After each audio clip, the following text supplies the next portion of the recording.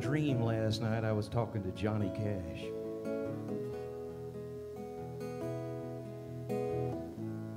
He was looking good. We were talking about the state of the record business, radio, the state of the country. Glenn Beck, a rock.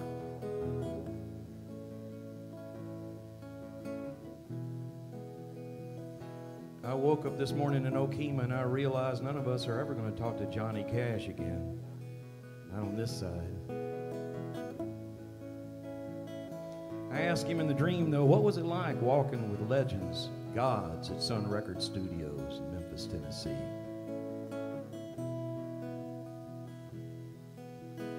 He said we weren't gods then, just a bunch of hillbillies trying to make a living without working.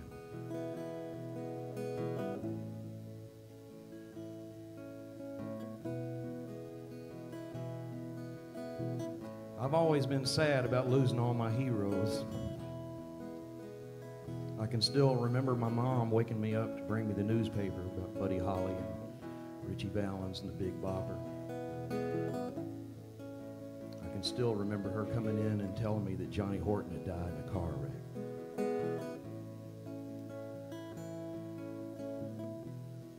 Now I'm old enough and I've been around enough to know that celebrity culture is not everything.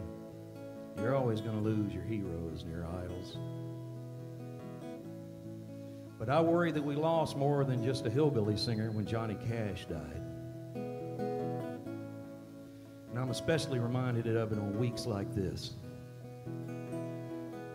Who's going to stand up for the disenfranchised? Who's going to speak for the people who can't speak for themselves?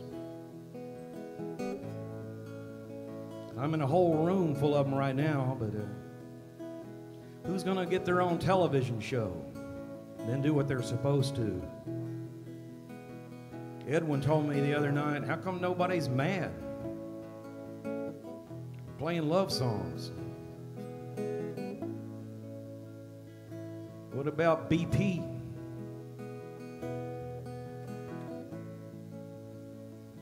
Let me see now. It's a British corporation with their corporate offices in the Marshall Islands, with American tax breaks. And they tell our reporters who can get close to the problem area there and who can. They tell us how much oil's gushing, not spilling, gushing.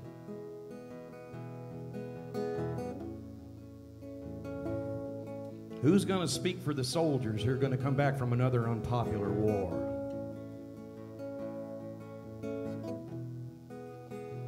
We got to find them here. We got to find them with the 16-year-old kids who play these sets.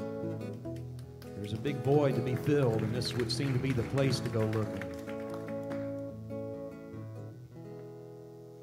I played these songs in the key that wasn't too demanding.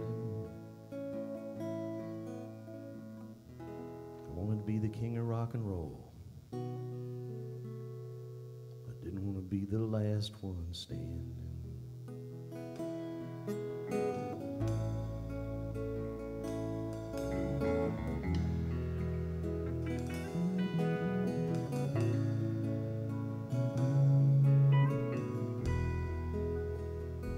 Now I'm up here thinking about Woody Guthrie,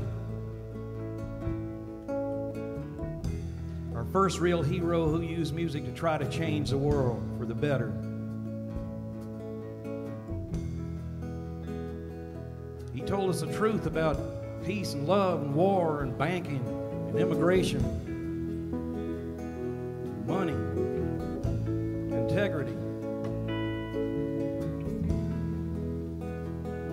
He wrote the real national anthem. You know, I always liked all that stuff fine, but it was just pretty songs to me until the first year I ever came to Okemah. You stand up on that stage and you look out and you see tears streaming down people's faces while they're singing that song. It doesn't have anything to do with rockets, red glare, or any of that crap. This land's our land. Speaking of the goddamn Gulf waters, those are our waters. That doesn't belong to BP or the government. It belongs to us. How come when we were going into Iraq, George W. Bush said, there's a lot of oil under that land. And when we dig it up, it belongs to the Iraqi people. Not the oil companies, not the government. It belongs to the people. What about the oil in the United States of America? Those guys didn't get my permission to sell off leases in the Gulf of Mexico. I live by the Gulf of Mexico.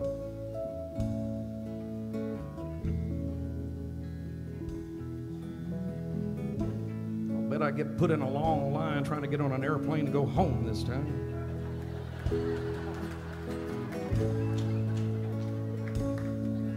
And you know something I figured out too, the proudest thing that I have about any of this stuff at all is that, as far as I know, I believe I'm the one who named the geniuses, and I think I figured out what happened.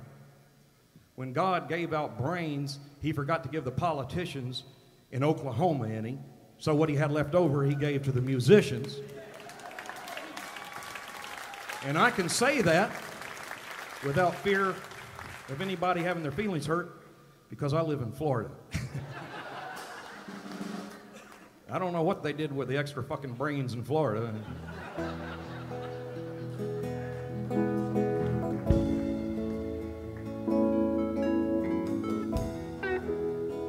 This is the kind of thing that we usually say for 3 a.m. in Mike Nave's hotel room.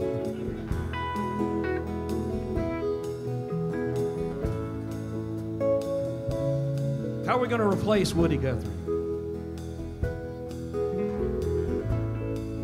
We lost Woody,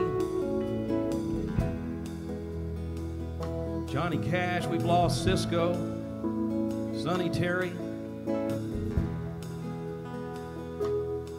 Thank God we're still blessed with Pete Seeger, Arlo Guthrie, Harry Ware.